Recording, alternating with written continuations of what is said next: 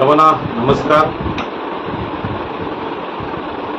आज आपण डॉक्टर बाबासाहेब आंबेडकर आणि शूद्र म्हणजे ओबीसी या विषयावर इथे बोलायला बसलेलो आहोत. बंधू आणि भगिनींनो, आपल्याला कल्पना आहे की डॉक्टर बाबासाहेब आंबेडकर म्हटलं की आपण त्यांची मर्यादा आहे ती आंबेडकरी चळवळ आणि बौद्ध बांधवांशी जोडलेली आहे.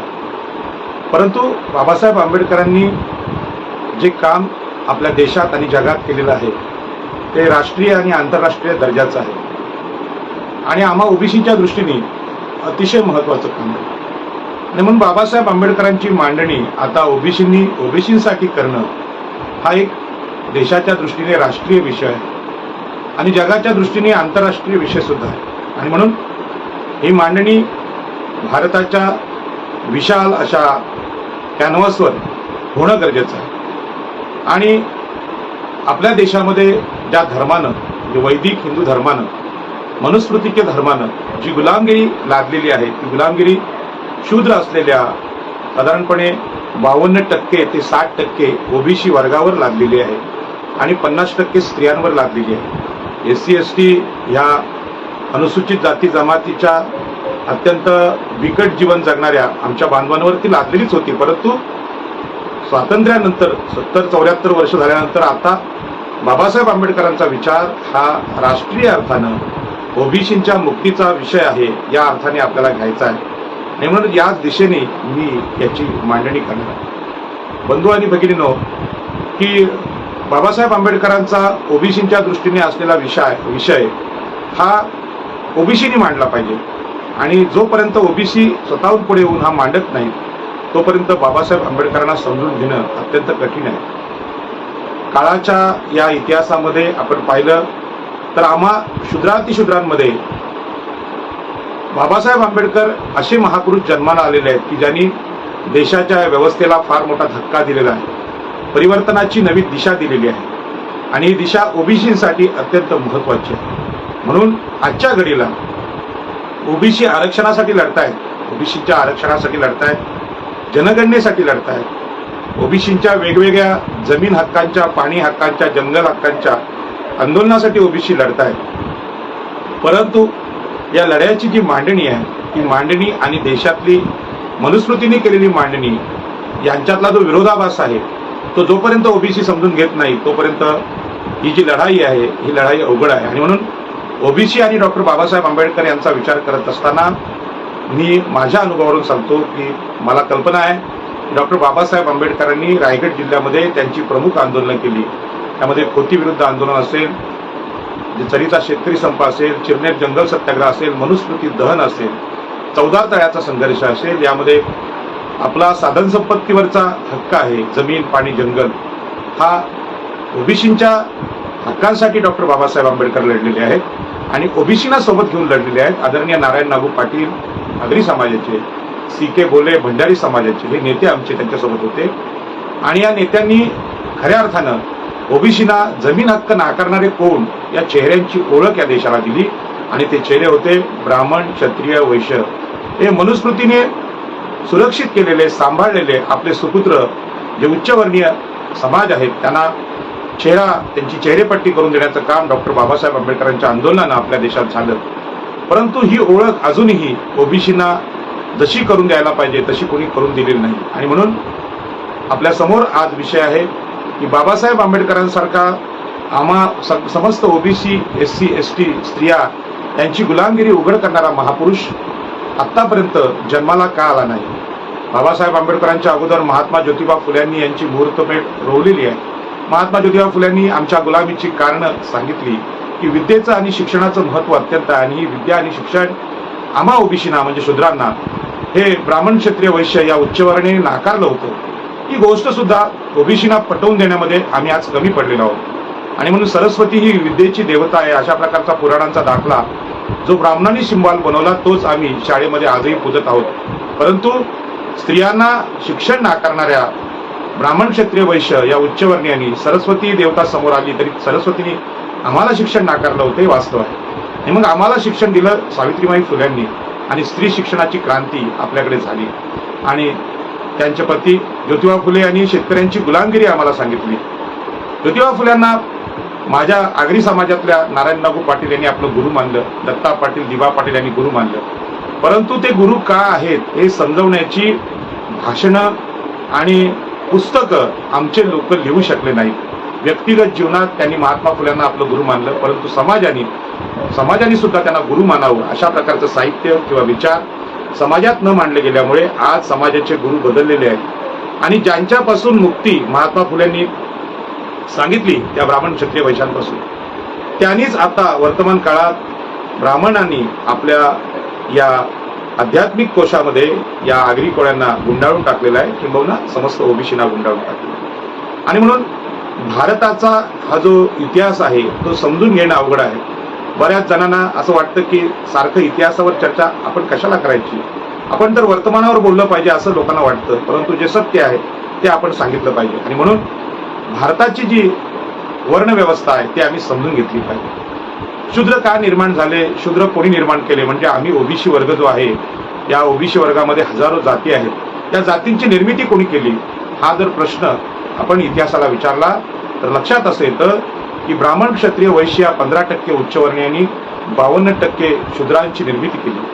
आणि आपल्याला माहित आहे जगातल्या अनेक विचारवंतांनी सांगितलंय की जगामध्ये वर्गभेद आहेत, गरीब आणि श्रीमंत असे वर्ग आहेत, परंतु भारतामध्ये हे जे वर्ग आहेत ते वर्णामध्ये कायमस्वरूपी केलेले आहेत. म्हणजे जगातल्या वर्गांमध्ये गरीब आणि श्रीमंतांच्या या संघर्षामध्ये गरीबाला श्रीमंत होता येतं, श्रीमंताला गरीब होता येतं, पण भारतामध्ये जो शूद्र म्हणून जन्माला आला त्याला बाहेर पडण्याचा कोणताच अधिकार इथल्या वर्णव्यवस्थेने ठेवला नाही. आणि म्हणून बाबासाहेब आंबेडकरांनी आपल्या जीवनामध्ये जो संघर्ष केला त्या संघर्षामध्ये ओबीसीना समजवण्याचे त्यांचे जे प्रयोग आहेत ते प्रयोग अत्यंत महत्वाचे आहेत. परंतु जे नेते या ओबीसी समाजामध्ये निर्माण झाले त्या ओबीसी समाजानं उच्चवर्णीय ब्राह्मण क्षत्रिय वैश्य या हिंदू आणि वैदिकांची विचारसरणी चिकित्सक पद्धतीने तोडण्याची जी भूमिका करायची होती ती महात्मा ज्योतिबा फुल्यांशिवाय फार कमी जणांना जमली.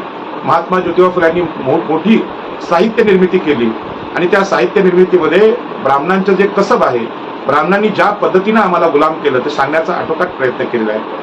महात्मा ज्योतिबा फुल्यांचं जे पुस्तक आहे ते गुलामगिरी हे पुस्तक अत्यंत प्रसिद्ध आहे. आणि गुलामगिरीला इंग्रजीमध्ये स्लेव्हरी असं म्हटलेलं आहे. ती जी गुलामगिरी आहे ती गुलामगिरी काय आहे हे आज ओबीसीना समजत नाही, कारण ओबीसीना महात्मा ज्योतिबा फुले हे सुद्धा आपले वाटत नाहीत किंवा ते आपले नाहीत असं समजवण्यामध्ये इथले उच्चवर्णीय यशस्वी झाले आहेत. आणि म्हणून ही गुलामगिरी काय आहे तर आम्ही ब्राह्मणांचे हजारो वर्ष कसे गुलाम झालो हा सुद्धा विषय ओबीसी कधी समजून घेत नाहीत.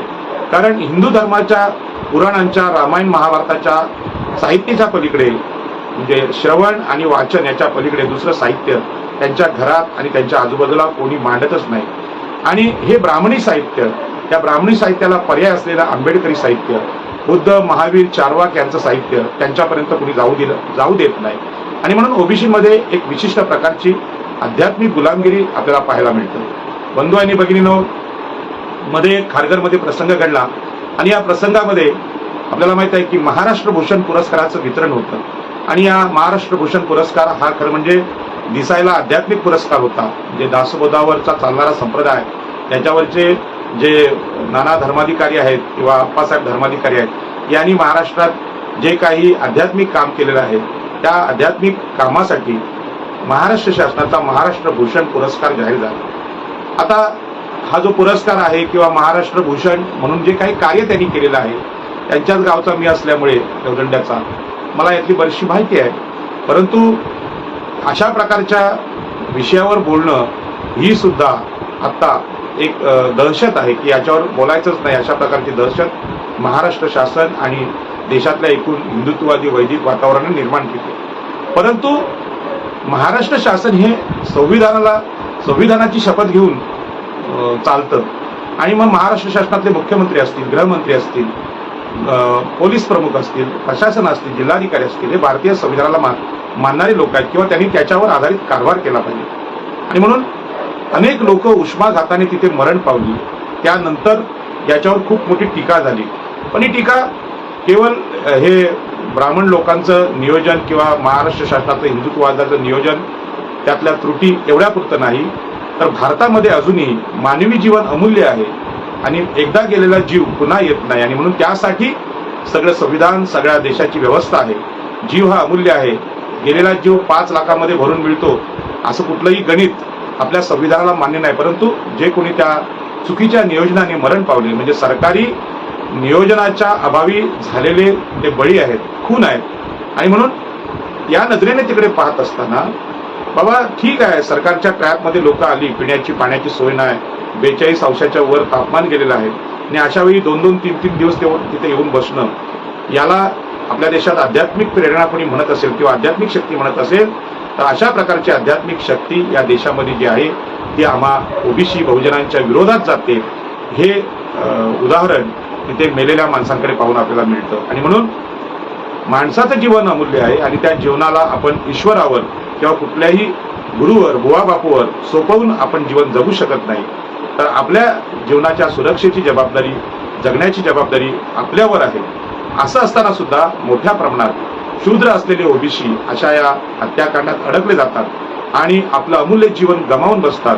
हे उदाहरण या निमित्ताने मी सांगेन. आणि म्हणून या सगळ्याच्या विरुद्ध भारतीय संविधान आहे आणि भारतीय संविधानाने मानवी जीवनाचं मूल्य हे खूप मोठं अमूल्य असं करून ठेवलेलं आहे. परंतु महाराष्ट्र शासनातल्या मुख्यमंत्री असतील, गृहमंत्री असतील, तिथले जिल्हाधिकारी असतील, पोलीस प्रमुख असतील, यांना त्याचा विसर पडलेला आहे. आणि म्हणून या सगळ्यांना संविधानाची जाणीव करून देणं आणि आपल्या जीवनाची किंमत काय आहे हे आपण करून देणं, हे दस्तूरखुद्द ओबीसींचं काम आहे.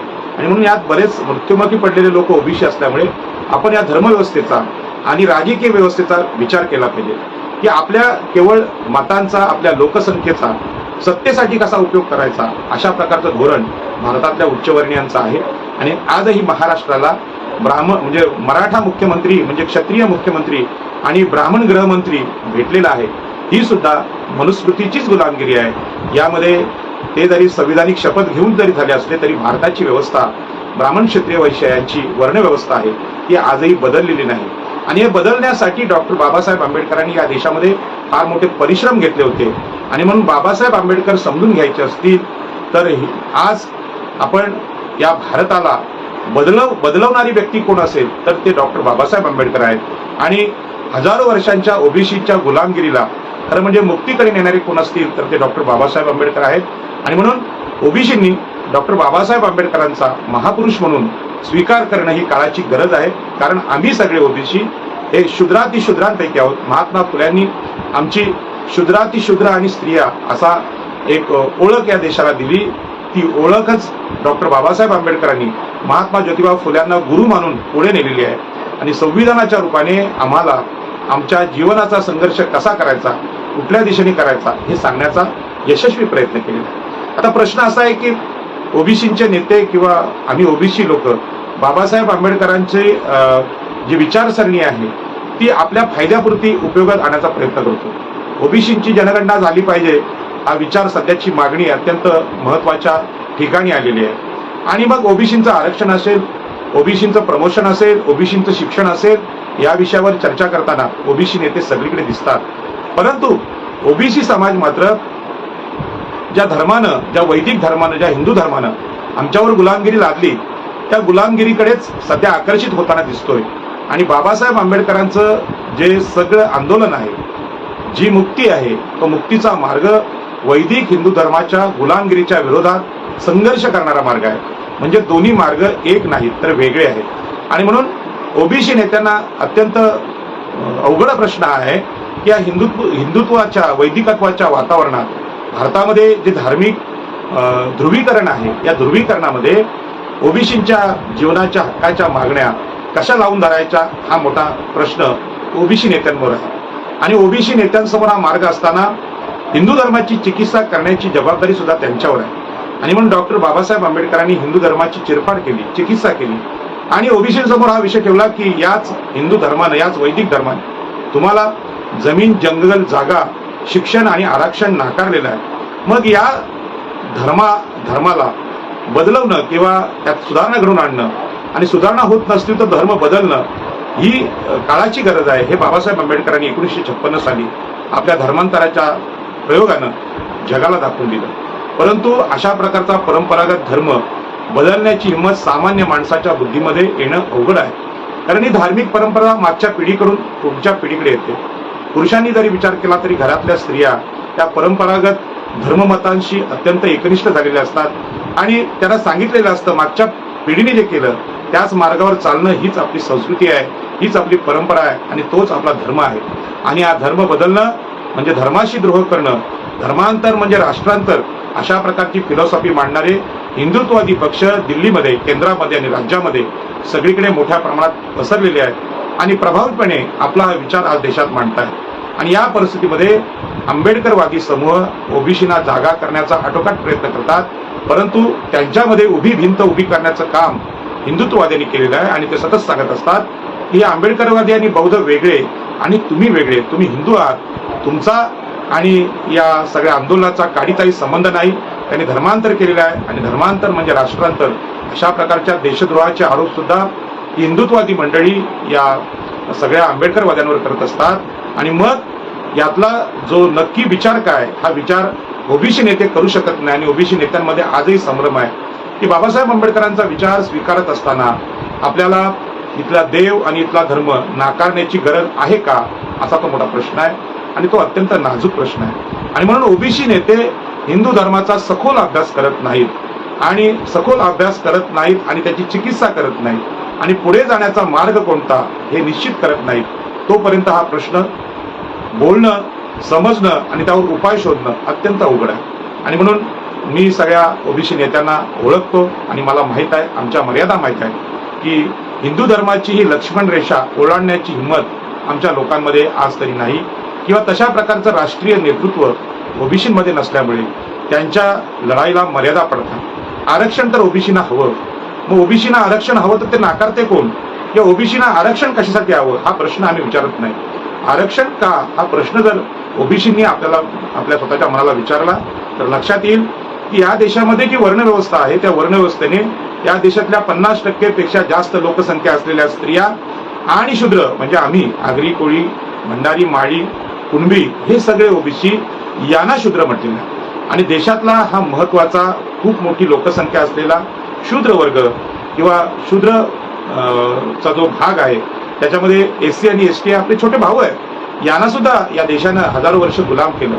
या सगळ्यांना बाहेर पडण्याचा मार्ग जर डॉक्टर बाबासाहेब आंबेडकरांनी सांगितलेला आहे तर आम्ही सगळे एकत्र येऊन या विषयाचा अभ्यास करणं ही काळाची गरज आहे. या विषयावरची लाखो पुस्तकं चैत्यभूमीवर दरवर्षी 6 डिसेंबरला विकायला असतात आणि ती पुस्तकं घ्यायला आम्ही तिथे जाणं हे ओबीसीचं काम आहे. कारण अशा प्रकारची पुस्तकं कुठल्याही बुक स्टॉलमध्ये किंवा कुठल्याही पुस्तकांच्या दुकानामध्ये आपल्याला उपलब्ध होत नाही. जणू काही या पुस्तकांवर या हिंदू वैदिक धर्मानं काय त्याला म्हणतात की हे टाकलेलं आहे, आक्षेप घेतलेला आहे. ती पुस्तकं दुकानात तुम्हाला मिळत नाही आणि म्हणून ही पुस्तकं वाचल्याशिवाय आपल्याला ह्या गोष्टी कळणार नाही. मी आजच्या घडीला मी तुम्हाला हे जे सांगतो या सांगण्याची पार्श्वभूमी पुन्हा एकदा सांगतो की 1972ला माझा जन्म झाला आणि वयाच्या 35व्या वर्षापर्यंत एक ओबीसी म्हणून मला सुद्धा या देशामध्ये बाबासाहेब आंबेडकरांची एक स्वतंत्र चळवळ आहे, ज्या चळवळीने ओबीसींच्या मुक्तीचा मार्ग आम्हाला सांगितलेला आहे. अशा प्रकारची जी हालचाल आहे त्या हालचालीविषयी मी सुद्धा अनभिज्ञ होतो आणि अनभिज्ञ असल्यामुळे 35व्या वर्षी मला एका प्रसंगामध्ये शाहीर संभाजी भगत, अशोक अंकुश आणि प्राध्यापक प्रेमरत्न चौकेकर हे तिघेजण भेटले आणि त्यांनी सांगितलं की पाटील साहेब, तुमच्या वर्तमान स्थितीच्या म्हणजे दुःखाच्या कारणाला इथला हा जो वैदिक धर्म आहे की हिंदू धर्म आहे हा कारणीभूत आहे आणि तुम्ही ही परंपरा सोडून बाबासाहेब आंबेडकरांच्या मार्गाने गेलं पाहिजे. आणि त्यांनी असं सांगितल्यानंतर त्यांनी अनेक पुस्तकं मला वाचायला दिली आणि पुस्तकं वाचल्यानंतर माझ्या लक्षात आलं की अरे हो, माझा 72 साली जन्म झाला, मी 10वी पर्यंत शिक्षण घेतलं, नंतर BEd केलं, डिप्लोमा केला शिक्षणामधला आणि अनेक पुस्तकं लायब्ररीमध्ये वाचली.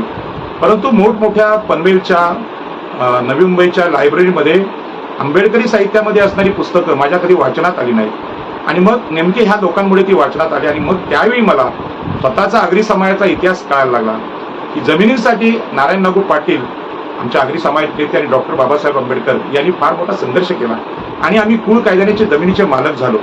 ही गोष्ट जेव्हा मला कळली तेव्हा भारताचा स्वातंत्र्य इतिहास किंवा 1857चं बंड असेल किंवा सतीकाईचं इंग्रजांच्या विरुद्धचं युद्ध असेल किंवा स्वातंत्र्य चळवळ असेल, यापेक्षा कुळ कायद्याचं आम्हाला जमीन मालकी देणारं डॉक्टर बाबासाहेब आंबेडकरांचं आंदोलन हे मला आमच्या स्वातंत्र्याचं आंदोलन आहे हे लक्षात आलं. परंतु ही चळवळ, कोकणातली चळवळ, आंबेडकरी चळवळ असेल किंवा ओबीसीची चळवळ यांनी कधी पुढे आणलेली किंवा ते साहित्य तरुणांच्या हातामध्ये सहजपणे मिळेल अशा प्रकारची परिस्थितीच नव्हती आणि आजही ती नाही. आता सुद्धा मी या विषयावर बोलताना अनेक लोक मला सांगतात तुम्ही सतत तोच विषय का सांगता, दुसरा विषय का सांगत नाही. तर ओबीसीचा प्रश्न असा आहे की ओबीसीना धार्मिक गुलामी समजावणं फार अवघड आहे, परंतु भौतिक गुलामगिरी लवकर समजते. मग ते जमिनीची असेल, घरांची असेल, पाण्याची असेल, शिक्षणाची असेल, परंतु आरक्षण सुद्धा त्यांना समजत नाही. कारण आरक्षण हा उपाय डॉक्टर बाबासाहेब आंबेडकरांनी हजारो वर्षांच्या शूद्रांवर लादलेल्या मनुस्मृतीवर, हिंदू धर्माने लादलेल्या शूद्रांवरच्या, ओबीसींच्या गुलामीवरचा उपाय म्हणून इथे पुढे आणलेला आहे.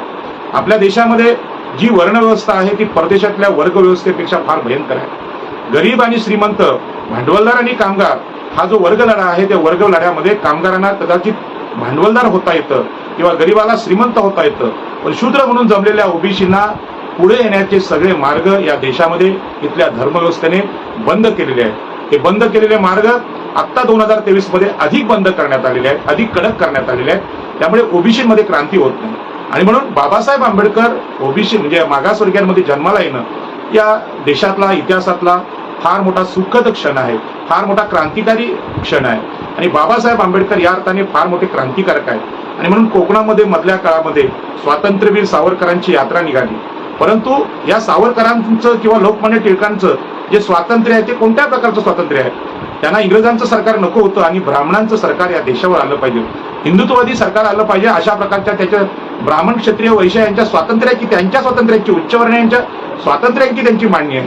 स्वतः लोकमान्य टिळकांनी खोतीचं समर्थन केलेलं आहे, सावकारीचं समर्थन केलं आहे आणि डॉक्टर बाबासाहेब आंबेडकरांनी लोकमान्य टिळकांच्या सावकारीच्या समर्थनाच्या विरुद्ध कुळांना ताकद देऊन कुळांना अधिकार देण्याचा यशस्वी प्रयत्न केला. त्यांना पाणी, शिक्षण, आरक्षण, जंगलांचे अधिकार भेटले पाहिजे अशी मांडणी डॉक्टर बाबासाहेब आंबेडकरांनी केली. परंतु डॉक्टर बाबासाहेब आंबेडकर हे ओबीसीसाठी या देशातला सगळ्यात मोठा महापुरुष आहे अशी मांडणी ओबीसीनी कधी केली नाही. मागासवर्गीय मंडळी सांगतात आरक्षणाने फायदा होतोय, नोकऱ्या मिळतात, प्रमोशन मिळतंय, आपण सुखी होतो म्हणून चवीपुरतं आरक्षण घ्यायचं आणि बाकी सगळं आरक्षण मिळाल्यानंतर घरामध्ये सत्यनारायणची पूजा घालायची आणि हे सगळं देवानीच दिलेलं आहे अशा प्रकारचं वातावरण आपल्या गावामध्ये उभं करायचं हे ओबीसीचं काम अव्याहतपणे चालू आहे. आणि यामुळे ओबीसीमधले महापुरुष सुद्धा आम्ही मारून टाकले. मग ते महात्मा ज्योतिबा फुले असतील, नारायण नागू पाटील असतील आगरी समाजाचे, सी.के. बोले हे भंडारी समाजाचे असतील आणि अलीकडच्या काळात ज्या लोकनेते दिबा पाटलांनी नवी मुंबई विमानतळात आगरी कोळ्यांना करोडपती बनवलं, पुनर्वसनाचे फायदे दिले, सेद विरोधी आंदोलन दत्ता पाटील लढले आणि जिंकले, त्यांना सुद्धा आम्ही संपवून टाकलं, ओबीसीनी संपवून टाकलं. आणि रायगड जिल्ह्यात आपल्याला कल्पना आहे की ज्यांनी आध्यात्मिक मुक्तीच्या नावाखाली ओबीसींना स्वतःच्या हक्काच्या संघर्षाविरुद्ध लढण्यापासून परावृत्त केले असे पांडुरंग शास्त्री आठवले स्वाध्याय परिवाराचे, त्यांना अनेक जागतिक पुरस्कार दिले. यामध्ये सगळ्यात मोठी संख्या ही आम्हा ओबीसींची होती. अलीकडेच म्हणजे हे आपल्या दासबोध संप्रदायाचे जे सद्गुरू स्वतःला म्हणतात त्या नानासाहेब धर्माधिकाऱ्यांना जे महाराष्ट्र भूषण पुरस्कार भेटलेत हे रायगड, ठाणे, पालघर इथल्या आगरी समाजाच्या मोठ्या संख्येने शिष्य असलेल्या लोकांमुळे मिळाले. आणि याचं आश्चर्य असं आहे की त्यांनी जे मोठ्या अभिमानाने सांगितलेलं आहे की दास्य भक्ती नावाची नवविध भक्ती आपल्याकडे हिंदू धर्मामध्ये एक भक्तीची परंपरा आहे, त्यामध्ये दास्य भक्तीचं स्वरूप याला दिलेलं आहे. आणि तुम्ही दास आहात आणि दास होऊन जसं हनुमानाने रामाची सेवा केली तशा प्रकारची ओबीसीनी दास्य भक्ती करावी अशा प्रकारचं तत्वज्ञान आपल्याकडे मांडलेलं आहे आणि त्याला महाराष्ट्र शासनानं महाराष्ट्र भूषण पुरस्कार दिलेला आहे. आता आपल्याला कल्पना आहे की महात्मा ज्योतिबा फुलेंनी दास पद्धत किंवा गुलामीची पद्धत जी होती ती उघड केली. छत्रपती शिवाजी महाराजांनी सुद्धा माणसाची म्हणजे गुलामांची विक्री देशामध्ये विदेशामध्ये होत होती आपल्याकडे, ती माणसांची मानवी देहांची म्हणजे गुलामांची खरेदी विक्री थांबवण्यासाठी स्वराज्य उभं केलं. परंतु आधुनिक काळामध्ये म्हणजे विज्ञान युगामध्ये 2023 मध्ये दास्य भक्ती हा एक भक्तीचा प्रकार सांगून एक प्रकारची गुलामगिरी सांगण्याचा प्रयत्न ओबीसीमध्ये आणि संपूर्ण देशामध्ये मोठ्या प्रमाणात होतोय. आणि ओबीसीमधल्या या दास्य भक्तीची म्हणजे गुलामगिरीची चर्चा करणारा विद्वान किंवा धार्मिक नेता ओबीसींकडे आज नाही. आणि म्हणून धार्मिक नेतृत्व जे हिंदू धर्मामध्ये आहे ती ओबीसींची गुलामगिरीचं समर्थन करणारं नेतृत्व आहे. आणि या आध्यात्मिक गुलामगिरीला, हिंदू धर्माच्या गुलामगिरीला पर्याय देऊ शकेल अशा प्रकारचं नेतृत्व आपल्याकडे नाही. आणि इतिहासामध्ये अशा प्रकारचं नेतृत्व हे डॉक्टर बाबासाहेब आंबेडकरांच्या नेतृत्वाने आम्हाला उभं करून दिलं. डॉक्टर बाबासाहेब आंबेडकरांच्या आयुष्याच्या शेवटी उतरत्या काळामध्ये, शेवटच्या काळामध्ये बौद्ध धर्म स्वीकारण्याची चळवळ झाली. आणि हा बौद्ध धर्म किंवा महावीरांचा, जैन धर्म असेल, चार्वाकांचा वास्तववाद असेल, हाच मार्ग इथल्या मोठ्या 52% ओबीसींच्या गुलामीच्या मुक्तीचा मार्ग, स्वातंत्र्याचा मार्ग आहे हे आम्ही सांगायचा प्रयत्न केला. तरी त्यासाठी खूप मोठी परंपरा, खूप मोठं सातत्य आपल्याला लागेल. आणि म्हणून एवढं सगळं होऊन सुद्धा पांडुरंग शास्त्री आठवले किंवा नाना धर्माधिकारी यांचे जे संप्रदाय आहेत, या संप्रदायांकडे टीकेच्या नजरेने न पाहता त्यांचं जे सातत्य आहे, त्यांचं जे संघटन कौशल्य आहे, आम्हा ओबीसींना गुलाम करण्याचं जे कौशल्य आहे, ते कौशल्याचा अभ्यास ओबीसीनं करणं गरजेचं आहे. आणि अशा प्रकारचा अभ्यास डॉक्टर बाबासाहेब आंबेडकरांनी हिंदू धर्माचा केला होता. अनेक हिंदू विद्वान म्हणतात की डॉक्टर बाबासाहेब आंबेडकरांचा संस्कृतचा फार मोठा अभ्यास नव्हता आणि म्हणून मनुस्मृतीचा अर्थ त्यांना कळला नव्हता. परंतु असं नाही. डॉक्टर बाबासाहेब आंबेडकरांनी भारताच्या गुलामीचा खूप मोठा अभ्यास केला होता. आणि हा अभ्यास केवळ पुस्तकं वाचून केलेला अभ्यास नव्हता, तर त्या गुलामीच्या ठोकरा ज्या पद्धतीने बाबासाहेब आंबेडकरांनी खाल्ल्या, अगदी लहानपणापासून शिक्षण असेल, अस्पृश्यतेचे चटके त्यांना बसले आणि त्यांचा जो अनुभव आलेला आहे, तो अनुभव आपण जर नीट वाचला तर लक्षात येईल की हिंदू धर्मियांना किंवा वैदिक धर्मियातल्या ब्राह्मण, क्षत्रिय, वैश्य यांना अजूनही हे जे अपमान आहेत ओबीसींचे किंवा SC STचे अपमान आहेत, ते अपमानच वाटत नाही. त्यांना असं वाटतं की यांच्या जीवनाची लायकीच एवढी आहे, त्यांनी हे सहन केलं पाहिजे, आमच्या पायाखाली चिखलात तुडवलं गेलं पाहिजे, अशा प्रकारची मानसिकता इथल्या उच्चवर्णीय हिंदूंची असल्यामुळे त्यांना हे दुःख कळत नाही. परंतु प्रत्येक जीवाला स्वतःचं मन आणि बुद्धी निसर्गाने दिलेली आहे. आणि या मन बुद्धीच्या जाणीवेवर डॉक्टर बाबासाहेब आंबेडकरांनी आपल्या आंबेडकरी चळवळीला जे मार्गदर्शन केलेलं आहे, ते मार्गदर्शन केवळ SC ST साठी नाही, तर ते ओबीसीसाठी पण आहे. आणि म्हणून ज्या दिवशी आम्ही कसत असलेल्या जमिनी आमच्या ब्राह्मण, क्षत्रिय, वैश्य या सावकारांच्या नावावर होत्या आणि ते कोकणामध्ये आम्हाला छळत होते, त्यांच्या विरुद्ध बंड करायला सांगणारे डॉक्टर बाबासाहेब आंबेडकर हे आम्हाला साध्या भाषेमध्ये भौतिक मुक्तीच्या गोष्टी सांगत होते. परंतु 1956 साली मुक्ती कोण पते हा मार्ग सांगत असताना ओबीसी जर डॉक्टर बाबासाहेब आंबेडकरांच्या बरोबर असते तर आज फार मोठं परिवर्तन या देशामध्ये झालं असतं. परंतु या परिवर्तनाची चर्चा ओबीसींमध्ये कधी झाली नाही. एवढी मोठी दहशत हिंदू धर्माची आपल्या देशामध्ये होती, आहे आणि राहणार आहे. आणि म्हणून आजच्या घडीला ओबीसींना डॉक्टर बाबासाहेब आंबेडकर समजून घ्यायचे असतील तर हिंदू धर्माचा पहिल्यांदा आपल्याला सखोल अभ्यास करावा लागेल, मनुस्मृतीचा चिकित्सक अभ्यास करावा लागेल. आणि तो अभ्यास केल्यानंतर तुम्हाला महावीरांचा जैन धर्म, बुद्धांचा बौद्ध धर्म आणि चार्वाकांचा खऱ्या मुक्तीचा विचार समजून येईल. आणि म्हणून आज देशामध्ये जो अंधार आहे, तो अंधार इतका भयानक आहे की शूद्रांमधल्या कुठल्याही माणसाला एवढ्या उंचीवर जाण्याची संधीच नाकारली जाते. आणि म्हणून रायगड जिल्ह्यामध्ये आपल्याला माहित आहे, नारायण नागू पाटील यांनी डॉक्टर बाबासाहेब आंबेडकरांबरोबर इथल्या वंचित भूमिहीन लोकांना जमीन, पाणी, जंगल यांचा हक्क देण्याचं आंदोलन केलं. जर डॉक्टर बाबासाहेब आंबेडकरांना भारतरत्न पुरस्कार या देशामध्ये मिळू शकतो तर अशाच प्रकारचा पुरस्कार नारायण नागू पाटील या आगरी समाजाच्या नेत्याला भेटला पाहिजे, ही आमची मागणी असली पाहिजे. तशाच प्रकारचा पुरस्कार स्वातंत्र्यानंतरच्या सिडको विरुद्धच्या आंदोलनात जो संघर्ष आणि कायद्याची निर्मिती दिबा पाटील साहेबांनी केली, त्यांना सुद्धा नव्याने भारतरत्न पुरस्कार मिळाला पाहिजे. दत्ता पाटील हे विरोधी पक्ष नेते होते, त्यांनी सुद्धा सेज विरुद्ध आंदोलनात फार मोठं काम केलं आहे. सेज कायदा म्हणजे आधुनिक खोतीचा, सावकारीचा कायदा आहे की सावकारांच्या ताब्यात उरणच्या साधारणपणे 50,000 एकरच्या वर जमिनी कवडीमोल भावाने सरकारने दिल्या आणि 15 वर्षात तिथे एकही उद्योग, एकही व्यवसाय, एकही घर किंवा कुठलंही काम झालेलं नसताना त्या तशाच रिकाम्या जमिनी ठेवल्या. त्या शेतकऱ्यांच्या पिकत्या जमिनी होत्या, याच्या विरुद्ध संघर्ष करण्याचं काम दत्ता पाटलांनी केलं. या तिघांनाही पहिल्यांदा महाराष्ट्र भूषण पुरस्कार भेटले पाहिजेत आणि महाराष्ट्र भूषण नंतर भारतरत्न पुरस्कार भेटले पाहिजेत. CK बोले भंडारी समाजाचे आहेत, यांना सुद्धा भारतरत्न पुरस्कार भेटला पाहिजे. परंतु ओबीसींना असं वाटतं की आम्ही हिंदू आहोत, आम्ही हिंदू हे ब्राह्मण, क्षत्रिय, वैश्य यांचे गुलामच आहोत आणि गुलाम म्हणून जगण्यातच आम्हाला सुख वाटतं, आनंद वाटतं. अशा प्रकारची गुलामीची भावना आमच्या आगरी कोळी ओबीसीमध्ये असल्यामुळे ते या विरुद्ध बंड करायला तयार नाही.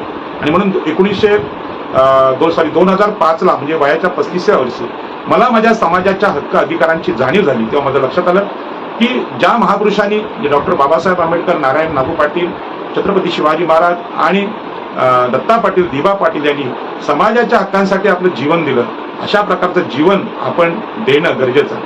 म्हणून 35 वर्ष माझी अज्ञानात गेली. 35व्या वर्षामध्ये स्वतःचा संसार सुखी करण्याची योग्यताही माझ्याकडे आलेली नसताना 35व्या वर्षी मी ठरवलो की व्यक्तिगत जीवनामध्ये आपण जरी घर, गाड्या, घोड्या घेऊ शकलो नाही तरी उरलेल्या काळामध्ये समाजाच्या हक्कांचं आंदोलनच हे आंदोलन आहे. कारण मला जो विचार बाबासाहेब आंबेडकरांच्या विचारांमुळे जी प्रेरणा भेटली, त्यामध्ये जीवनाचं ध्येय काय असलं पाहिजे, जीवन आरोग्य संपन्न समाधानी आणि सुखाचं कसं जगावं हे मला वास्तवरित्या कळलं. देवावर विसंबून, आकाशातल्या मुक्तीवर विसंबून, चमत्कारावर विसंबून, आत्मा मोक्ष मुक्ती यामध्ये अडकून जीवन जगणं म्हणजे डोळे असून आंधळ्यासारखं जीवन जगणं, अशा प्रकारचा तो मार्ग होता. आणि हा मार्ग आम्ही सोडून दिला पाहिजे आणि खऱ्या मुक्तीच्या मार्गावर चाललं पाहिजे, मला 35व्या वर्षी कळलं. आणि त्या मार्गावर चालत असताना समाजाचे प्रश्न हे माझ्या जीवनाचे प्रश्न असतील, म्हणून कुळ कायद्याचं बाबासाहेबांचं आंदोलन आम्ही कोकणामध्ये पुढे चालवलं.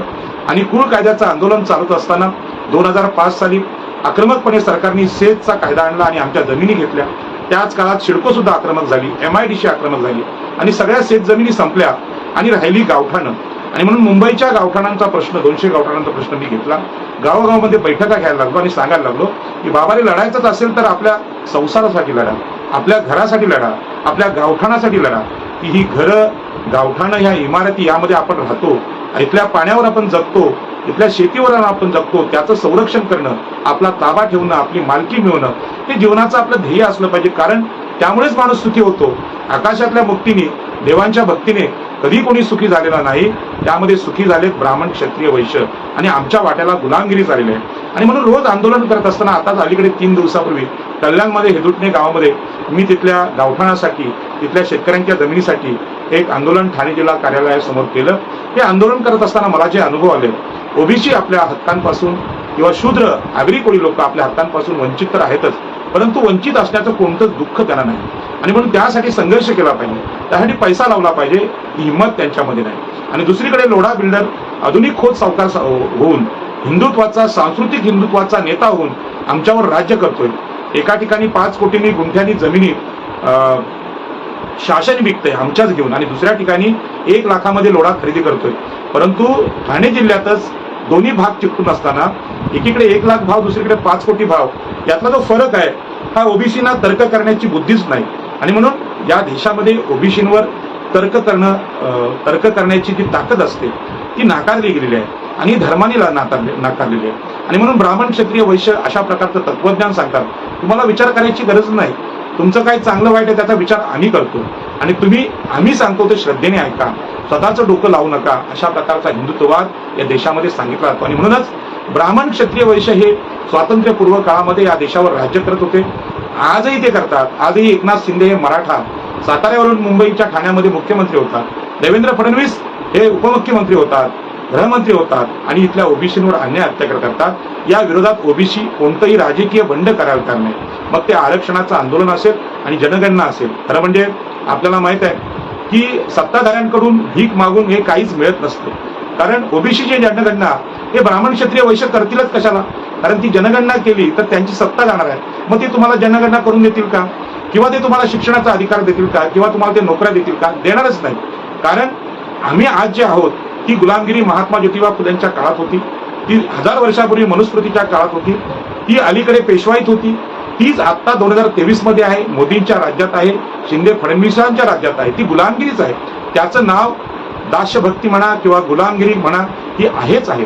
आणि या गुलामगिरी ओळखण्याची बुद्धिमत्ता डॉक्टर बाबासाहेब आंबेडकर या महान नेतृत्वाकडे होती, आपल्याकडच्या कुठच्या नेत्यामध्ये नव्हती. ओबीसीच्या नेत्यांना म्हणजे मी माझ्या आगरी समाजाचा विचार करून सांगेन की नारायण नागू पाटील यांना ते समजत होतं, दत्ता पाटलांना समजत होतं, दिबा पाटलांना समजत होतं, परंतु या देशातल्या धार्मिक दहशतीपुढे ती मांडायची कशी ही हिंमत न केल्यामुळे आजची आपची अवस्था झालेली आहे. आणि म्हणून ओबीसीचे जे कोणी नेते आहेत त्यांना माहित आहे की जो जन्माला आला आहे तो मरणारच आहे. मी जर जन्म घेतला तर माझा मृत्यू अटळ आहे, तो आज किंवा उद्या होणारच आहे. आणि म्हणून सत्य आहे ते सांगितलं पाहिजे. आणि म्हणून लोढा बिल्डरने कल्याणमध्ये 350 एकर जमीन इव्हॅक्यू प्रॉपर्टी असते, म्हणजेच पाकिस्तानमध्ये गेलेल्या मुस्लिमांची प्रॉपर्टी ती असते, ती कोणाला नावावर करता येत नाही. बॅरिस्टर जिनांचा 2000 कोटींचा बंगला आजही मंगलप्रभात लोढा किंवा महाराष्ट्र शासन किंवा केंद्र सरकारला ताब्यात घेता येत नाही, असे कायदे त्यावेळी केले.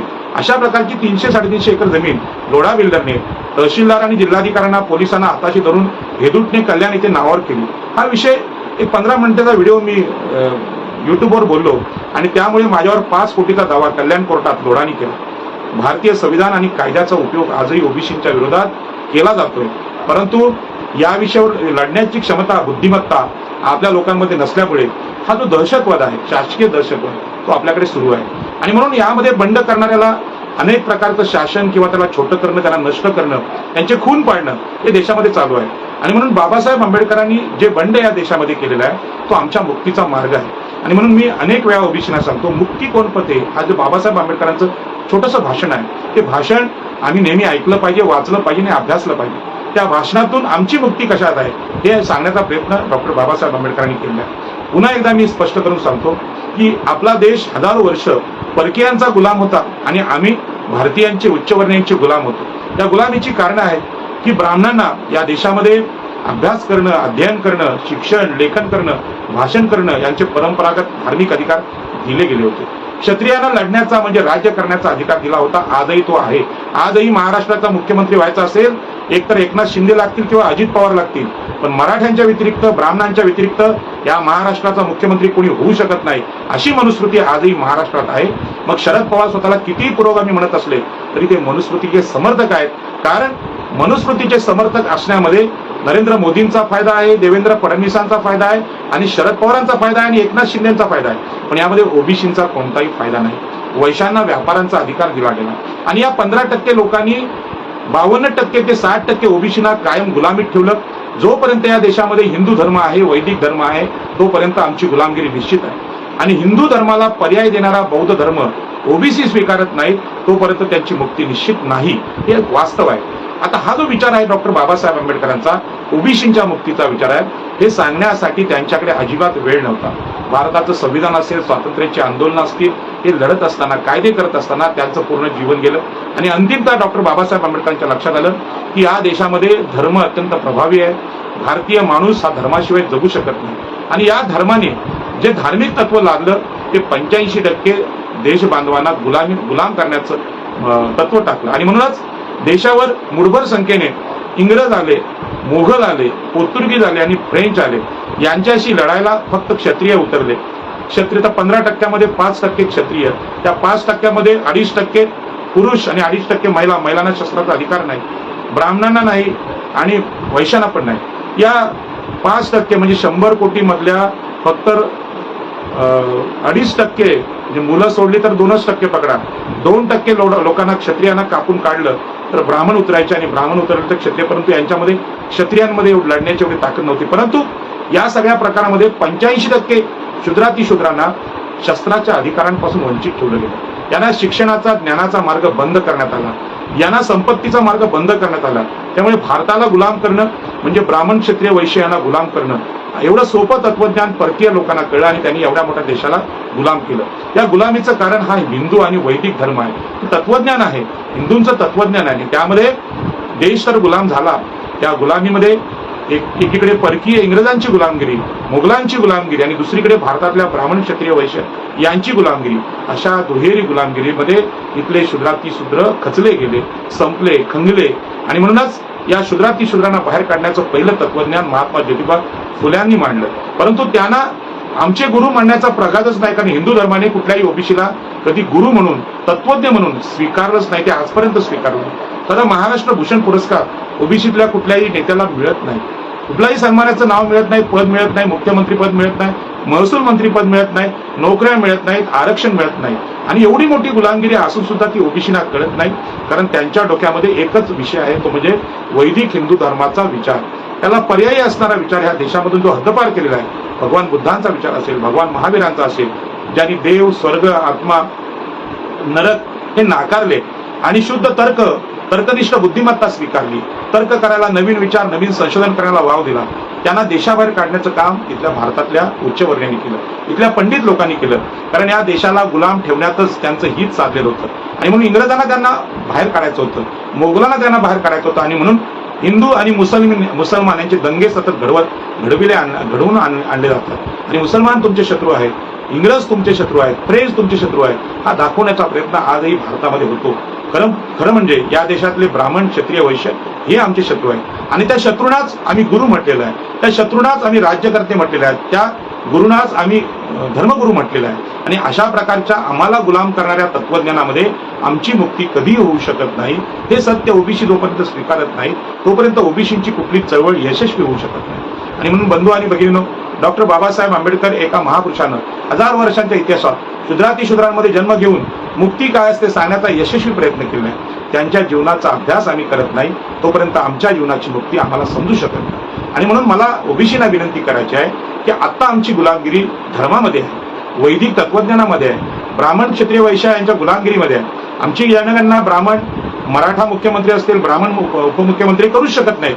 कारण ही जर आमची जर जनगणना केली तर आम्हाला सगळ्या प्रकारचे फायदे मिळतील. त्यात मला सगळ्यात मोठा लोकशाहीतला फायदा आहे की आमची लोकसंख्या आम्हाला कळली तर आम्ही राज्यकर्ते होऊ शकतो. कारण लोकशाहीमध्ये लोकसंख्येला महत्व आहे आणि या लोकसंख्येला स्वतःच्या अस्तित्वाची जाणीव झाली तर आम्ही राज्यकर्ते होऊ शकतो. आणि आमच्या गुलामीची मुक्ती खरं म्हणजे राज्यसंस्थेमध्ये आहे. आम्ही जर राज्य ताब्यात घेतलं तर आम्हाला आमचं असलेलं शिक्षण, आमचं आरक्षण, आमचे उद्योग, आमच्या जागा जमिनी आम्ही कायद्याने घेऊ शकतो. त्यासाठी रक्ताचा थेंब सांडण्याची गरज नाही. रक्तविहीन क्रांती जी डॉक्टर बाबासाहेब आंबेडकरांना अपेक्षित आहे ती आम्ही करू शकतो. परंतु मोक्याच्या जागी ब्राह्मण क्षत्रिय वैश्य बसल्यामुळे ते अशा प्रकारच्या स्वातंत्र्याच्या सत्तेचा कुठलाही विचार ओबीसींच्या डोक्यामध्ये येऊ नये याची पूर्ण काळजी घेतात. आणि म्हणून आज ओबीसी धार्मिक बंड करायला तयार नाही. आणि म्हणून डोक्यामध्ये धार्मिक गुलामगिरीचा विषय असेल तर तुम्हाला मुक्ती मिळणं अत्यंत अवघड आहे. आणि ही मुक्ती न मिळण्याचं कारण बाबासाहेब आंबेडकरांनी समोर ठेवलेलं आहे. बाबासाहेब आंबेडकरांनी हिंदू कोड लिहिलं, स्त्रियांच्या मुक्तीचा विषय मांडला, तेव्हा त्या लोकसभेमध्ये म्हणजे संविधान सभेमध्ये स्त्रियांना अधिकार देऊ नका, स्त्रियांना संपत्तीचे अधिकार देऊ नका, धार्मिक अधिकार देऊ नका. त्यामुळे पूर्ण हिंदुत्ववादी देश बाबासाहेब आंबेडकरांना देशद्रोही ठरवून त्यांच्या विरुद्ध लढायला उतरला. त्याच पद्धतीने ओबीसींना अधिकार देण्याचा प्रश्न ज्यावेळी आला, ओबीसींना अधिकार हवेत कशाला, अशा प्रकारचे प्रश्न लोकमान्य टिळकांपासून सगळ्याच ब्राह्मणांनी विचारले. आणि हे आमचे गुलाम आहेत, आमच्या सेवेसाठी त्यांना कायम राहू द्या, त्यांना अधिकार देण्याचं काम करू नका, असं महात्मा गांधींसारखे जे स्वतःला राष्ट्रपिता म्हणत होते त्यांनी सुद्धा निर्णय घेतला. अशा प्रकारचा पिता राष्ट्रपिता असू शकत नाही आणि अशा प्रकारचा देव सुद्धा असू शकत नाही. देशातल्या 85% लोकांना जमीन, पाणी, जंगल, शिक्षण यांचे आरक्षण नाकारतो. अशा प्रकारचा कुठला धर्म असू शकत नाही की याच देशातल्या त्याच्या धर्म बांधवांना अधिकार नाकारतो, मोक्षाचा अधिकार नाकारतो, मुक्तीचा अधिकार नाकारतो, संपत्तीचा अधिकार नाकारतो. म्हणून ओबीसीने या अर्थाने धर्मचिकित्सा करणं ही काळाची गरज आहे. जोपर्यंत तुम्ही धर्मचिकित्सा करत नाही तोपर्यंत बंडखोर डॉक्टर बाबासाहेब आंबेडकर, बंडखोर छत्रपती शिवाजी महाराज, बंडखोर महात्मा ज्योतिबा फुले, बंडखोर नारायण नागू पाटील, दत्ता पाटील, दिवा पाटील हे तुम्हाला समजू शकत नाही. लोकनेते दिवा पाटलांच्या बद्दल लोकमतने बातमी छापली होती, देव नाकारणारा देव माणूस, ज्यांनी देव नाकारून आमच्या इथल्या लोकांना करोडपती बनवलं, आग्र्यांना करोडपती बनवलं. अशा प्रकारचा महापुरुष रायगड जिल्ह्याला भेटला आणि इथले आगरी कोळी लोक या शहरी जीवनात सन्मानाने जीवन जगू लागले. तशा प्रकारचा महापुरुष ठाणे जिल्ह्याला न भेटल्यामुळे लोढा या बिल्डरचे ते गुलाम झाले आणि सांस्कृतिक गुलामगिरी ठाणे शहरावर लादली गेली. आज त्या गावामध्ये सभा घेत असताना, भाषण करत असताना 5-5 कोटीचे गुन्हे सागरराजे जे पत्रकार आहेत त्यांच्यावर, माझ्यावर होत असतील तर या देशामध्ये लोकशाही आहे कुठे? आणि म्हणून ओबीसींनी आपली गुलामगिरी ओळखली पाहिजे की हे जे लोक बलाढ्य होत चाललेले आहेत ते उच्चवर्णीय हिंदू आहेत आणि या उच्चवर्णीय हिंदूंनी भारताला कायम गुलाम केलं. भारताच्या गुलामगिरीचं, भारतामध्ये नवीन शोध न लागण्याचं, भारत दुःखी होण्याचं, भारत गुलाम व्हायचं खरं कारण माणसाच्या डोक्याची गुलामगिरी आहे. आणि डोक्यातली गुलामगिरी हिंदू आणि वैदिक धर्माने लादलेली आहे. मी ही शिवी देत नाही किंवा हिंदू धर्माचा विरोधी आहे म्हणून ते बोलत नाही, तर ही मी केलेली चिकित्सा आहे. डॉक्टर बाबासाहेब आंबेडकर, महात्मा ज्योतिबा फुले यांनी हिंदू धर्माची जी चिकित्सा आपल्यासमोर ठेवलेली आहे ते वाचून आणि माझ्या प्रत्यक्ष जीवनातली जे अनुभव आहेत, ते निरीक्षण आहेत, ते पाहूनच मी बोलतोय. आपल्याला माहिती आहे 1972 साली माझा जन्म झाला आणि 2005 पर्यंत मला सुखी करणारा विचार मला कळत नव्हता. मला घर घेणं जमत नव्हतं, मला चांगल्या पद्धतीने जीवन जगणं, पोट भरणं जमत नव्हतं, माझ्याकडे सायकल घेण्याची क्षमता नव्हती. या सगळ्या दुष्परिणाम जे होते किंवा माझी गरिबीची कारणं होती ती माझ्या मनातल्या तर्क करण्याची बुद्धी संपलेली होती. मी ईश्वरावर श्रद्धा ठेवून, नवस बोलून अंधारामध्ये जीवन जगण्याचा प्रयत्न करत होतो. ज्या दिवशी बाबासाहेब आंबेडकर मी वाचल्यानंतर लक्षात आलं की अशा प्रकारचा देव, अशा प्रकारचा धर्म, अशा प्रकारचा चमत्कार, अशा प्रकारचा स्वर्ग नाकारून सुद्धा कोणतंही पाप किंवा कोणताही शाप त्यांना लागला नाही. आणि त्यांनी या देशामध्ये शूद्रातिशूद्रांमध्ये सगळ्यात मोठा महापुरुष, भारतीय संविधानाचा शिल्पकार बनण्याचा जो यशस्वी जीवन प्रवास केला तो अवर्णनीय असा प्रवास आहे. डॉक्टर बाबासाहेब आंबेडकरांना महापुरुष म्हणून मांडत असताना ओबीसीचे नेते जेवढ्या अधिक पद्धतीने बोलतील आणि बाबासाहेब आंबेडकरांचा जीवन विचार आचरणात स्वीकारतील, त्यांच्या जीवनात, स्वतःच्या जीवनात जेव्हा परिवर्तन होईल तेव्हा दुसरे ओबीसी लोक म्हणतील की तुमचं जीवन जर बदललं असेल, तुम्ही जर सुखी झाला असाल तर ओबीसी त्यांचा विचार स्वीकारतील. परंतु केवळ पोपटपंची करून, केवळ पुस्तकं लिहून, केवळ भाषणं करून हे परिवर्तन येत नाही. समाज आणि लोक अंतर्बाह्य जीवन तुमचं तपासत असतात. भगवान बुद्धांना या परीक्षेतून जावं लागलं, डॉक्टर बाबासाहेब आंबेडकरांना या परीक्षेतून जावं लागलं. समाजाच्या आंदोलनासाठी 4 मुलांचं बलिदान त्यांना द्यावं लागलं आणि हे बलिदान तुम्ही अभ्यासलं. गरिबी बाबासाहेबांची अभ्यासली. त्या काळात बॅरिस्टर झालेली माणसं सगळ्यात सुखी माणसं होती. बॅरिस्टर जिना असतील, पंडित जवाहरलाल नेहरू असतील, सुभाषचंद्र बोस हे त्या काळातले IAS होते, म्हणजे मोठी परीक्षा त्यांनी पास केली. या लोकांचं जीवन तुम्ही पाहिलं तर किती रुबाबात ते जगत होते.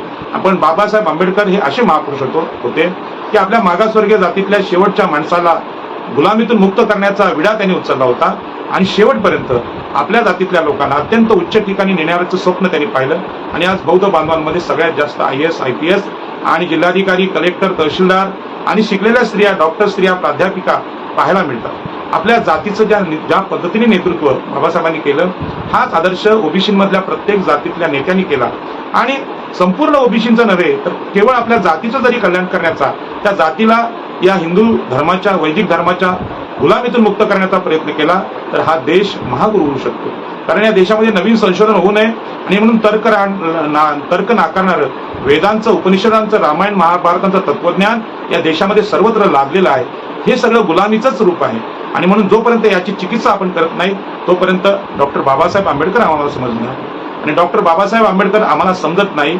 अतिशूद्र जातींचं शोषण उच्चवर्णीयांनी केलेलं ते समजत नाही तोपर्यंत ओबीसीचं शोषण या देशात आता कसं चालू आहे, वर्तमान काळात त्यांना सगळे अधिकार कसे नाकारले जात आहेत, सत्ता, संपत्ती, धर्मकारणामध्ये मानाचं स्थान, गुणवत्ता असूनही त्यांना नाकारलं जातंय, याची कारणं बाबासाहेब आंबेडकरांचं जीवन तपासल्याशिवाय आम्हाला मिळणार नाही. आणि म्हणून ओबीसी नेत्यांना माझी विनंती आहे, हिंमत असेल तर पेरियार रामस्वामींसारखी धर्मचिकित्सा करा. महात्मा ज्योतिबा फुल्यांची धर्मचिकित्सा आपण स्वीकारली पाहिजे, त्याच्यावर आपण बोललं पाहिजे. आणि डॉक्टर बाबासाहेब आंबेडकरांची धर्मचिकित्सा म्हणजे मानवी जीवनावर गुलामीचं जे ओझं लादलेलं आहे ते ओझं झुगारून देणं आहे. आणि म्हणून मुक्ती कोण पते हा विचार आता बौद्ध बांधवांनी तर यशस्वीरित्या केला, परंतु आता तो ओबीसीना सुद्धा करावा लागेल. जोपर्यंत या धर्मातून मुक्ती आम्हाला मिळत नाही तोपर्यंत राजकीय सत्ता अशक्य आहे. आणि म्हणून देशावर राज्य आणायचं असेल, ओबीसीचं राज्य आणायचं असेल तर ब्राह्मणी धर्मातून आपल्याला मुक्त झाल्याशिवाय ते राज्य करण्याचा अधिकार तुम्हाला मिळणार नाही. कारण मनुस्मृतीने कायमस्वरूपी धर्माच्या माध्यमातून हा अधिकार क्षत्रिय जातीला दिलेला आहे, क्षत्रिय जातींबरोबर ब्राह्मणांना दिलाय आणि वैश्यांना दिलाय. शूद्र म्हणून तो आपल्याला अधिकार धार्मिक व्यवस्थेने नाकारला असेल तर बहुसंख्य सामान्य वर्ग हा धर्मामध्ये गुलाम असताना ते लोक आपल्याला कधी मतदान करणार नाहीत किंवा आपल्या भाषणाला काडीची किंमत देणार नाही. तुम्हाला नेता सुद्धा ती स्वीकारणार आहेत, ही वास्तव स्थिती आहे. आणि म्हणून कोकणामध्ये बाबासाहेब आंबेडकरांच्या काळात शेकडो मोठ्या संख्येने आमदार मागासवर्गीय ओबीसीमध्ये होते. आज सगळीकडे मराठा आणि ब्राह्मणच मोठ्या संख्येने आमदार दिसतात आणि बहुसंख्य असलेले महाराष्ट्रातले आमदार हे ओबीसीना मुख्यमंत्री, गृहमंत्री, महसूल मंत्री होऊ देत नाहीत. आणि ही गुलामी ओळखायची असेल तर हिंदू धर्माचा चिकित्सेने अभ्यास केला पाहिजे. आणि म्हणून महाराष्ट्र भूषण पुरस्कार विशिष्ट उच्च जातीच्या लोकांनाच का मिळतात? महाराष्ट्रातलं भूषण वाटावं असं कोणतं काम त्यांनी केलंय? आमच्या महापुरुषांनी जमिनींची, पाण्याची, जंगलाची, शिक्षणाची आणि आरक्षणाची आंदोलनं केली, ती आमच्या कल्याणाची आहे. आमच्या कल्याणाचं आंदोलन करणाऱ्या लोकांना कोणी मान आणि प्रतिष्ठा देत नसेल तर ते आमच्यावर गुलामगिरी लागतायत. मागच्या महापुरुषांना संपवून टाकण्याचं काम इथल्या व्यवस्थेने केलं आहे. आता वर्तमान काळात आम्हाला टिकायचं असेल तर प्रथम बाबासाहेब आंबेडकर आम्ही स्वीकारले पाहिजे.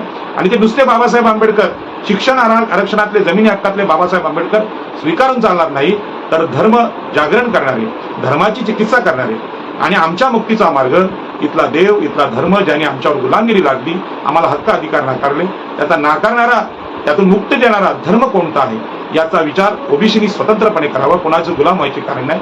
ते तत्वज्ञान मांडण्याची क्षमता ओबीसी विचारवंतांमध्ये आहे. ओबीसी विचारवंत इथल्या धर्मवाद्यांना चांगलं उत्तर देऊ शकतात. ओबीसी राजकीय नेतृत्व ब्राह्मण मराठ्यांच्या मूर्खपणाच्या नेतृत्वाला उत्तर देऊ शकतात. महाराष्ट्र सरकारमध्ये ब्राह्मण आणि मराठा मंत्र्यांनी, मुख्यमंत्री आणि उपमुख्यमंत्र्यांनी, गृहमंत्र्यांनी शेकडो बांधवांचा बळी खारघरला अत्यंत आधुनिक अशा नियोजित शहरात घेतला. जिथे पाण्याचं, विजेचं, रस्त्यांचं चांगलं नियोजन असताना दिवसा ढवळ्या शासकीय अनास्थेमुळे माणसे मारली गेली. हे खूनच आहे. या खुनांना खून म्हणण्याची हिंमत ओबीसीमध्ये नाही, शूद्रांमध्ये नाही, परंतु आमचे जात बांधव त्यात बळी पडलेले आहेत. अशा प्रकारचे खून उघड्या डोळ्याने बघायचे असतील तर त्यामध्ये एक दिवशी तुमचं सुद्धा नाव असेल आणि माझं सुद्धा नाव असेल. आणि रस्त्यावर आपले असे लोक मृत्युमुखी पडतील तेव्हा रडून बसून चालणार नाही, तर त्या मृत्यूची कारणं शोधावी लागतील. हजारो वर्षाच्या गुलामगिरीत आमचे अनेक बांधव अशा प्रकारचे या ब्राह्मण मराठा वैश्य यांच्या मूर्खपणामुळे बळी पडले आहेत. ते कधी पानिपतावर पडलेत, तर ते कधी भारत पाकिस्तान चीन भारत या युद्धामध्ये पडलेले आहेत. विनाकारण त्यांचे मृत्यू झालेले आहेत. आणि म्हणून याच्या पुढे अशा प्रकारचं दुर्भिक्ष, अशा प्रकारची वाईट स्थिती आमच्या जीवनात येऊ नये. आणि म्हणून जीवनाच्या सुरक्षेचा, जीवनाचा मुक्तीचा विचार डॉक्टर बाबासाहेब आंबेडकरांनी सांगितलेला आहे. ते हिंदू नाहीत, ते बौद्ध आहेत. आणि म्हणून त्यांना नाकारायचं, हा नकारात्मक विचार आम्ही सोडून दिला पाहिजे. तर बाबासाहेब आंबेडकरांनी असं कोणतं काम केलं की ओबीसीना शिक्षण, आरक्षण, प्रमोशन हे अधिकार मिळाले, संविधानिक अधिकार मिळाले, मतदानाचा अधिकार मिळाला. हे अधिकार एखाद्या हिंदुत्ववाद्यांनी, एखाद्या सावरकरांनी, एखाद्या हेडगेवारांनी, एखाद्या मोदींनी देण्याचा प्रयत्न नवीन कायदा या देशाकडे का केला नाही? ईव्हीएम मशीनचा कायदा त्यांनी आणला, ईव्हीएम मशीन ते वापरतात. मी बोलतोय त्या मताचं परिवर्तन मतपेटीत का होत नाही, ते यांत्रिकरित्याने का नाकारलं जाते? असं मूर्खपणाची शासकीय यंत्रणा आणणाऱ्या लोकांना आम्ही नाकारलं पाहिजे. आणि मानवी स्वातंत्र्य, मानवी जीवन अमूल्य आहे. त्याची तुलना पैशामध्ये, सत्तेमध्ये कशातच करता येत नाही. हा जीवनाचा मूलभूत विचार भगवान महावीर, भगवान बुद्ध, चारवाक आणि डॉक्टर बाबासाहेब आंबेडकरांनी आपल्या जीवनात आणला. बाबासाहेब आंबेडकरांचं संविधान आम्हाला माहिती आहे. बाबासाहेब आंबेडकरांचा शिक्षणाचा विचार माहिती आहे. बाबासाहेब आंबेडकरांचा आरक्षणाचा विचार माहिती आहे. बाबासाहेब आंबेडकरांचं रिझर्व्ह बँकेची स्थापना, अर्थशास्त्रज्ञ, विचारवंत बाबासाहेब माहिती आहे. परंतु बाबासाहेब हे या देशामध्ये यासाठी मोठे आहेत की हजारो वर्षाच्या शूद्रांच्या, ओबीसींच्या गुलामगिरीला मुक्ती काय आहे हे सांगण्याचा ओरडून प्रयत्न डॉक्टर बाबासाहेब आंबेडकरांनी केला. परंतु त्या बाबासाहेब आंबेडकरांना आपलं म्हणण्याचं काम ओबीसीमधला कुठलाच नेता जोपर्यंत करत नाही, त्यांना स्वीकारत नाही, किंवा त्यांच्यासारखं जगण्याचा प्रयत्न, त्यांच्यासारखं नेतृत्व आपल्या जातीला देण्याचा प्रयत्न जोपर्यंत करत नाही, तोपर्यंत ओबीसींची मुक्ती नाही असं मला वाटतं. मला 50व्या वर्षी हे जे कळलेली गोष्ट आहे ती पुढल्या किती काळात मला पुढे नेता येईल हा माहीत नाही. परंतु ब्राह्मणी धर्माच्या सातत्याला, ब्राह्मणी धर्माच्या नियोजनाला आणि ब्राह्मणी धर्माच्या सांस्कृतिक गुलामगिरीला जी आमच्यावर लादलेली आहे त्याला मी समजून घेण्याचा प्रयत्न करत आहे. त्यांना टीका करून, त्यांना शिव्या देऊन हा प्रश्न सुटणार नाही. तर त्यांचं जे बोलण्याचं स्वातंत्र्य आहे, त्यांचं लिखाणाचं सातत्य आहे, त्यांचं गुलामगिरी मांडण्याचं सातत्य आहे, याच्याकडे वेगळ्या नजरेने ओबीसीने पाहिलं पाहिजे. एका पिढीमध्ये होणारे काम नाही. माझ्या आयुष्यात मी हे काम पूर्ण करू शकत नाही, मला पण माहित आहे. परंतु त्याचं सातत्य आम्ही पुढल्या पिढीला देत राहू. मला अभिमान आहे की गावठाणाच्या चळवळीमध्ये ठाणे रायगड जिल्ह्यातले तरुण मोठ्या संख्येने आज उतरलेले आहेत. आणि नवीन जी साधनं आहेत, सोशल मीडिया आहे, त्यामध्ये चांगल्या प्रकारची मदत मला करतायत. आणि समाज सुद्धा आता जागा होत आहे. आणि वेगवेगळ्या प्रकारचं सहाय्य मला या गावठाणाच्या चळवळीत, जमीन हक्कांच्या चळवळीत होत आहे. परंतु जमीन, जंगल, शिक्षण ही जितकी महत्वाची आहे, त्यामध्ये माणसाची विचार करण्याची तर्कबुद्धी आहे, धर्मबुद्धी आहे, ती सुद्धा महत्वाची आहे. म्हणून आमच्या मुक्तीचा धर्म कोणता, आमच्या मुक्तीचा विचार कोणता, आमच्या मुक्तीसाठी नवीन संशोधन कोणतं, आमचा देश सर्वशक्तिमान महागुरु होण्यासाठी कोणत्या मार्गाने जायला पाहिजे हे जर समजून घ्यायचं असेल तर जगामध्ये आजही भगवान बुद्धाचा देश म्हणून आपल्याला गुरु म्हणतात. राम आणि कृष्णाचा देश म्हणून आम्हाला कोणी गुरु म्हणत नाही, किंवा त्याचे कोणतेही पुरावे साऱ्या जगात आणि सगळ्या इतिहासात नाहीत. आणि म्हणून आमचा देश हा भगवान बुद्धांचा आहे. आमचा देश हा डॉक्टर बाबासाहेब आंबेडकरांच्या जागतिक कर्तृत्वाचा, जागतिक विद्वत्तेचा परिचित असलेला देश आहे. त्या अर्थाने डॉक्टर बाबासाहेब आंबेडकरांकडे एक धार्मिक गुरु किंवा धार्मिक पर्याय देणारा, धार्मिक मुक्ती देणारा महापुरुष म्हणून ओबीसीने पाहिलं पाहिजे. प्रत्येक कार्यक्रमामध्ये पहिला फोटो हा जसा छत्रपती शिवाजी महाराजांचा असतो, त्याच पद्धतीनं संविधानिक महापुरुष म्हणून डॉक्टर बाबासाहेब आंबेडकरांना ओबीसीच्या प्रत्येक जातीने स्वीकारलं पाहिजे. बाबासाहेब आंबेडकरांचा बुद्ध आणि त्यांचा धर्म हा ग्रंथ आमच्या घराघरात असला पाहिजे. भारताचं संविधान आमच्या घराघरात असलं पाहिजे. आणि ते वाचल्यानंतर माझ्यासारखा एखादा माणूस वयाच्या अर्ध्या वाट्यावर शहाणा होतो, तशा प्रकारचं शहाण पण ओबीसीच्या वाट्याला येईल अशी आशा व्यक्त करतो आणि माझं बोलणं संपवतो. जय हिंद, जय महाराष्ट्र, नमो बुद्धाय.